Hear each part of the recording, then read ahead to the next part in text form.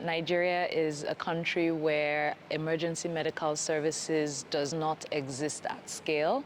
And so what happens is when people face medical emergencies, perhaps there's an accident or someone collapsed, most people are simply left to figure out what to do. What this usually translates into is going in private cars or buses or trucks to get to the hospital. And of course, in doing so, they receive no care on the way. When they get to the hospital, there's a more than 50% chance that they might actually be referred to another care facility or simply rejected without receiving any treatment. The result is there's a lot of preventable deaths. The numbers actually show that in Nigeria, more than 1 million preventable deaths occur. So our project leverages the power of technology as well as community to provide access to emergency medical response within Edo State. Specifically, what that means is that we have trained almost 200 community-based first responders, and we deploy them using technology to get to the scene of an emergency as quickly as possible, where they can provide initial first aid.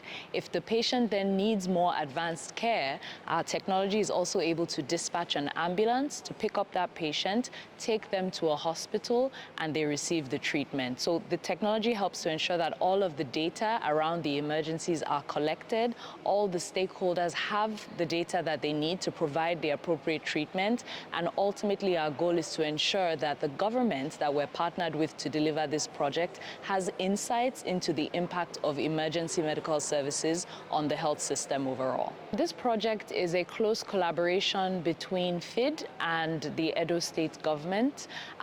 Both parties contributed to the total project budget. In the medium term, some of the things that we expect, certainly we are building the capacity of the health system to respond. So that involves training the community first responders, many of whom actually work within the primary healthcare system.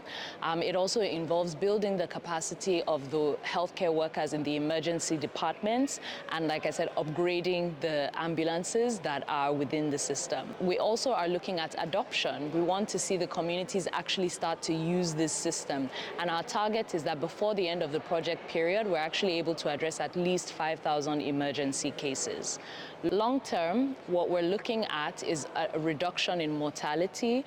Specifically, we're interested in reduction in mortality from things like cardiovascular diseases, difficult labor situations, as well as road traffic accidents. We are looking at a situation where we're not only working with the Edo State government, but actually at a federal level of Nigeria to be able to scale this innovation into multiple different states.